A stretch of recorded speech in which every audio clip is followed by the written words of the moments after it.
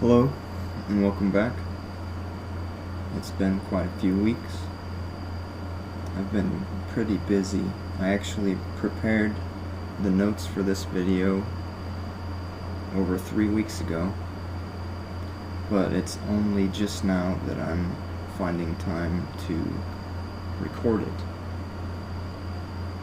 But we're going to be talking more about the collected works of Nimrod de Rosario, and the topic I chose for today is essential hostility. This is a concept which is unique to the Hyperborean Wisdom. It distinguishes it from other cosmologies. I chose to cover this topic because I believe it's one that could be easily misinterpreted by the layman, and additionally easily misrepresented by bad actors. So I thought it important to clear up any misconceptions that may occur using direct texts from the books. So without further ado, what is essential hostility? What does that mean? I'm going to start by describing what it is not. And this is from page 312 of the Fundamentals.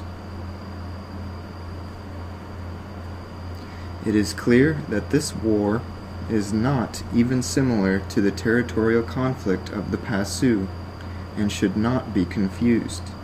Just as the animal aggressiveness that the Pasu exhibits in order to defend its territory bears no relation to the essential hostility of the spirit, nor is the latter arrived at by a refinement of the former, but quite the contrary. Both types of warfare are essentially different and opposed. So essential hostility is not a territorial hostility. Essential hostility is the original state of the spirit, with its gaze fixed inward toward its center, the absolute ego, and its back faced towards the material plane, opposing it in opposition.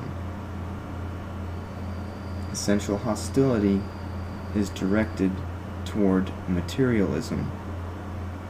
And I'll now refer to another text, or another reading from the text on page 304.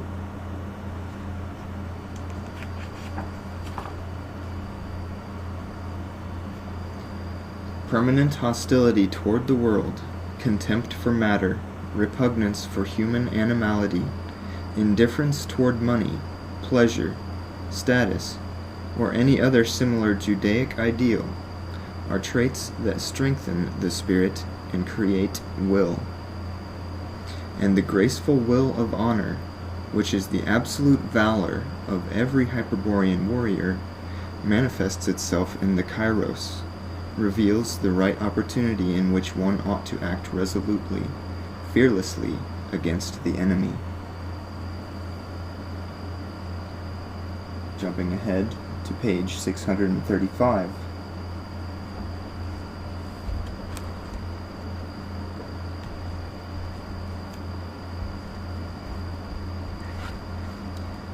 For the Hyperborean Wisdom, in the end, every organic or astral body is only a future cadaver, however animated it may be in the illusory actuality of transcendent time. Even if such a body has been transmuted by Tantra yoga, or another Hyperborean way, it never attaches any value to the survival of the vital cycle, nor does it place any hope in the dilation of the mortal instant, an instant that will fatally arrive at the pralaya. The Hyperborean wisdom only takes into account the substance, no matter the form or the rhythm that it manifests. Any substance, i.e., any organic or astral body, is repugnant to the Hyperborean spirit. The normal spirit, not reverted, expresses an essential hostility toward all substance of the macrocosm. The Hyperborean initiate, who seeks to return to the normal state of the spirit, cannot but also despise all forms of substance, even if he must make use of some organic or astral body in order to execute his strategy. For the Hyperborean initiate, finally, there is no immortality of substance, whatever the form or the rhythm that it may exhibit. By the mere fact of being a substance, a thing is mortal and must inevitably perish.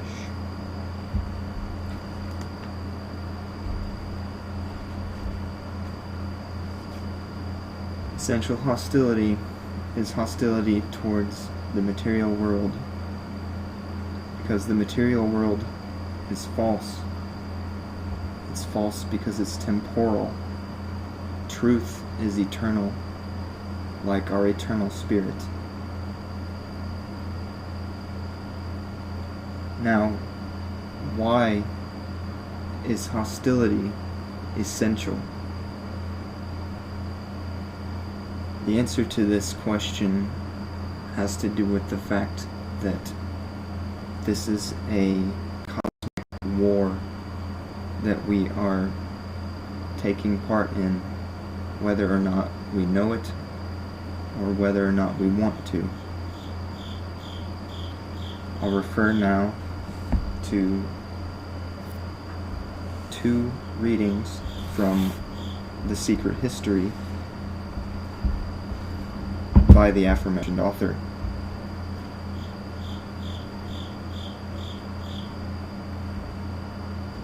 This is page 319.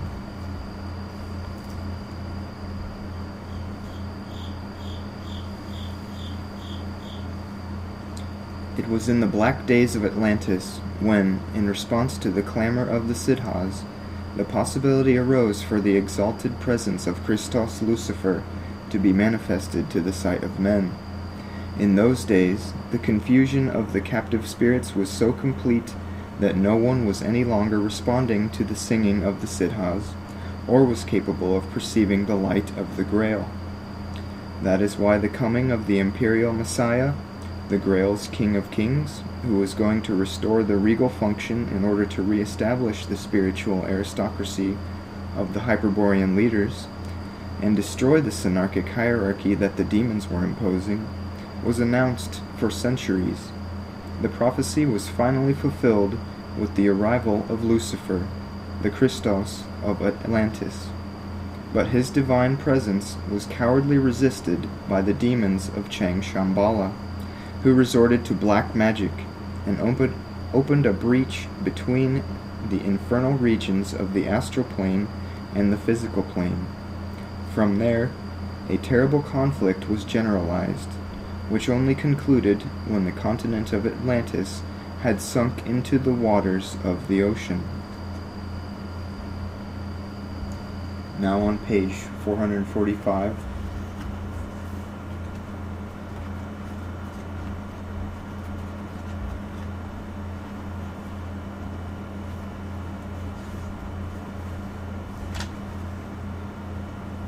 Perhaps something will become clearer if we consider that what occurred was not a simple cataclysm, explainable only by physical causes, such as Plato's seismic hypothesis or that of Velikovsky's aerolite, but the consequence of a terrible war into which the extraterrestrial Siddhas poured all their enormous knowledge. The battlefield was not only the terrestrial surface, for other, more subtle planes of existence were involved in the conflict. And this point is reiterated in the fundamentals on page 461.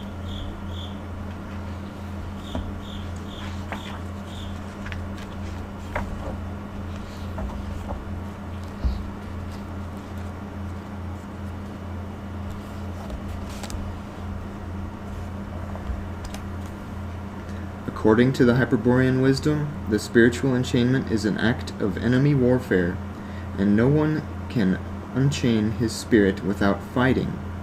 The warrior attitude is essential in the path of strategic opposition that we propose in this book, or in any other Hyperborean path. Hence, the confrontation with the demiurge is inevitable, sooner or later. We have repeated it many times, and it is worth remembering. The truth, the only and effective truth, is in the interior of each one, in the blood memory. There, the Virya must go in order to confirm the fundamental thesis of the Hyperborean Wisdom. That is why, for those who have listened to the voice of the pure blood and decide to combat, the act of individual war cannot be characterized in any other manner than by the Gnostic hatred toward the world of the demiurge. The awakened Virya will try to experience at all times the essential hostility, procuring to strategically reorient the reverted spirit.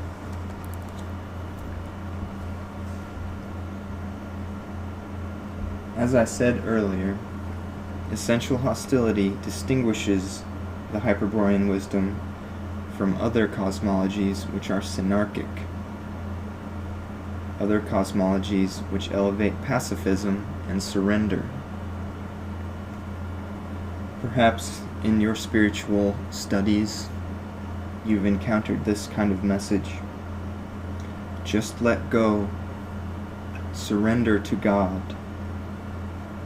Or maybe these biblical verses like James chapter 4 verse 10, humble yourself in sight of the Lord and he will lift you up.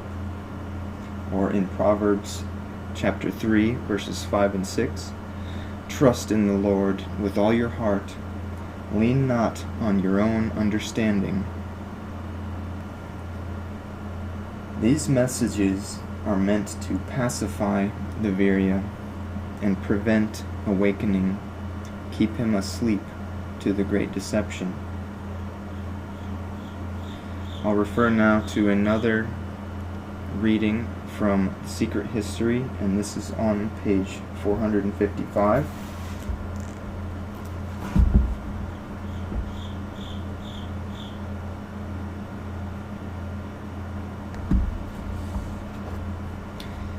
Today, the Synarchy attempts by any means to erase traces of the cosmic war, and its tactic, in this sense, consists in denying any warlike determination to the peoples of prehistory. Thus it will be seen that all the esoteric authors of the Synarchy, Theosophists, Rosicrucians, Masons, Martinists, etc., are extreme pacifists, who blindly affirm that the survivors of Atlantis were founders of civilizations, and provide, as proof, the Maya, Sumerian, Egyptian, etc. cultures, without explaining the lapse of millions of years that separate them from that cataclysm. To get closer to the truth and to avoid synarchic misinformation, let us ask ourselves for a moment what is the most likely conduct that the survivors of a civilization that has succumbed and disappeared as a result of a total war would adopt. They would certainly not behave only as civilization founders. In reality, such survivors would maintain a constant state of alertness, and would only conduct themselves by following military guidelines, both for moving and camping, and, even if they were trying to save elements of their lost civilization, this would not be, of course, the main motive that would determine their actions. We have an example close at hand in those Japanese who survived more than 20 years on the Pacific Islands after the end of the Second War. Although they constructed themselves cultural objects necessary for surviving or living, such as a hut, a hook, or a game of Go, and although they had transmitted part of their knowledge to the Aborigines, civilizing them, None of these motives were determining their actions. On the contrary, upon being found, it was verified that at no time had the soldiers forgotten the war, always maintaining a constant state of alertness and conducting themselves, both for moving and camping, according to military guidelines. An example of this was the correct functioning of their weapons, which they had lubricated and kept in good condition, and fundamentally, the constant respect for the military rank. A sergeant in 1945 was still a sergeant in 1960, which reveals a whole universe of honor and martial virtues. This is undoubtedly the attitude of those who survive a total war and have not surrendered. Every movement, every action is tactical, and therefore must be executed according to the principles of war. But every tactic, in turn, must be planned in the framework of the general strategy, so that it contributes to fulfilling its objectives.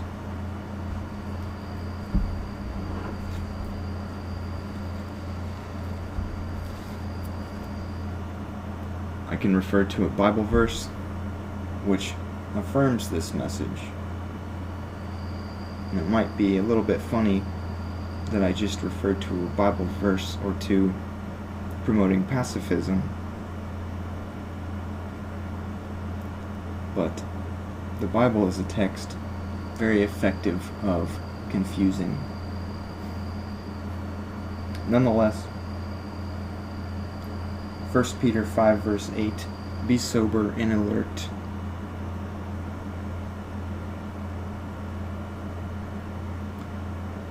Gnosis can only be attained through hostility, not surrender, not love, not letting go.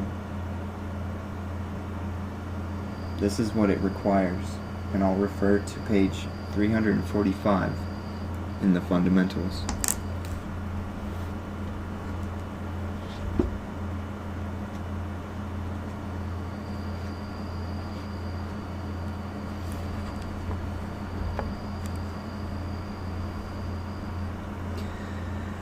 When the chosen one begins to doubt the goodness of the Creator God, or to distrust the good intentions of the masters of wisdom, it is certain that his ego will be strengthened, and the sought-after answers will arise from the depths of himself. In truth, the solution was always within the reach of the interior comprehension, integrated in the innate knowledge of the truth of the Spirit. The eternal Spirit is a foreigner in this world, and everything that occurs in it is essentially alien to it. The Creator God of the universe is not its God, because the Spirit comes from a world prior to the origin of the universe. The Spirit is uncreated in this world, to which it opposes an essential hostility, but from which it cannot leave because of the strategic confusion caused by the traitorous Siddhas, the highest chiefs of the masters of wisdom. The principal objective of the uncreated Spirit is the return to the origin, the return to another world, exterior to the time and space of the universe, which is called original Hyperborea. And to achieve that objective, the Spirit needs to acquire strategic orientation. To discover the strategic direction of the origin, a quality that only the Hyperborean initiation provides. And on page 303,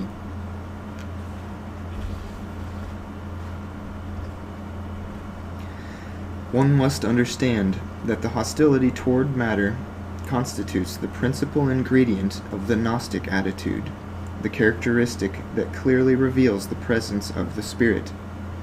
The contrary is also true. Without hostility, there is no Nosis. A Virya can be well versed in matters of occultism, and even know the fundamental thesis. But if he does not adopt a position of active hostility, he will most likely remain all his life in confusion, without having come even a millimeter closer to the Spirit. What prevents the Virya from manifesting open hostility is, of course, fear. A fear, the origin of which is blood impurity, the animal tendencies of the Pasu that fight against the inheritance of the Hyperborean lineage. But do not believe that by ceding to fear you will obtain peace. The opposite of the hostility of the spirit is not the peace of the soul, but the doping of the ego. Gnosis can only be found through hostility.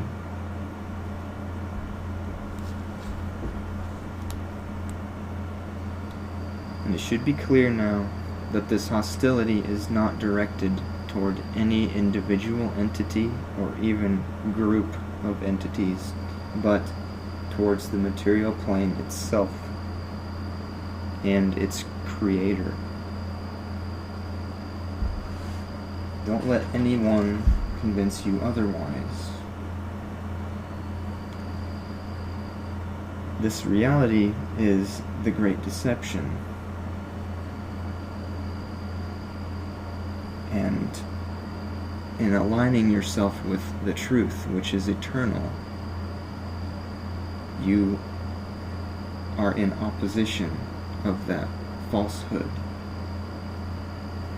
By reorienting the spirit towards the origin, you will return to your primordial state of absolute being and find the truth.